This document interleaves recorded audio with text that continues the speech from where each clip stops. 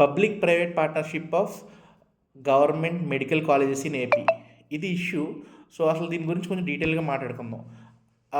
జగన్ గారి గవర్నమెంట్లో ఒక్కొక్క డిస్ట్రిక్ట్కి ఒక మెడికల్ కాలేజ్ ఉండాలని ఒక ఉద్దేశంతో ఆయన చాలా ఫండ్స్ ఖర్చు పెట్టి ఈ ప్రాజెక్ట్ని స్టార్ట్ చేశారు. అది కంప్లీట్ అవ్వలేదు, కానీ I very appreciate that he took that initiative. Jagan గారి గవర్నమెంట్లో ఇది ఒక వెరీ గుడ్ ప్రాజెక్ట్. కానీ దాన్ని ఎలా ముందుకు తీసుకెళ్ళాలని ఇప్పుడు చంద్రబాబు నాయుడు గవర్నమెంట్ ఏం చేస్తుందంటే దీంట్లోకి ప్రైవేట్ పార్ట్నర్షిప్ని ఇన్వైట్ చేస్తుంది. ఆయన చంద్రబాబు నాయుడు ఇప్పుడు కోట్ చేసిన ఎగ్జాంపుల్ ఏంటంటే, ఇప్పుడు మనం రోడ్స్ వాడతాం కదా హైవేస్లో, అక్కడ టోల్ గేట్స్ పెడతారు కదా. సో అక్కడ ఏం చేస్తారు, ఇప్పుడు మనం రోడ్ మీద వెళ్తుంటే అక్కడ టోల్ ట్యాక్స్ కలెక్ట్ చేస్తారు.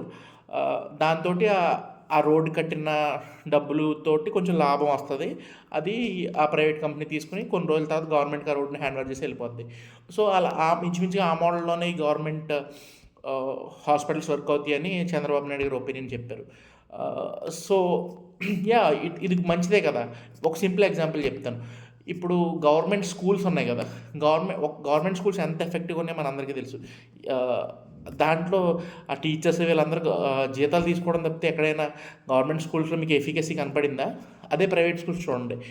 మీకు ఒక ఇక్కడ సింపుల్ మాట చెప్పనా, ఒక గవర్నమెంట్ స్టూడెంట్ మీద గవర్నమెంట్ పెట్టే ఖర్చు ఎంత ఉంటుందో తెలుసా? యావరేజ్గా ఇంచుమించుగా 50,000 రూపీస్ దాకా ఉంటుంది. జస్ట్ ఆ స్టూడెంట్ మీదే చెప్తున్నాను నేను. ఇంకా వాళ్ళ టీచర్స్కి ఇచ్చే జీతాలు, ఆ ఇన్ఫ్రాస్ట్రక్చర్, ఇదంతా 80,000 to 90,000 పర్ ఇయర్ వేసుకోవచ్చు.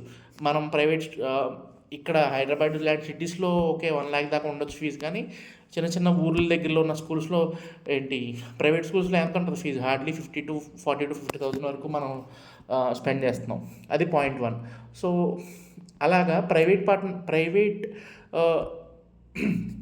పార్ట్నర్షిప్ని ఎంకరేజ్ చేసినప్పుడు సిస్టంలో ఇంకా ఈజీనెస్ పెరుగుతుందని నా ఒపీనియన్. అండ్ సిస్టమ్ బాగా ఓపెన్గా కూడా ఉంటుంది, దాంట్లో ఇబ్బంది ఏముంది.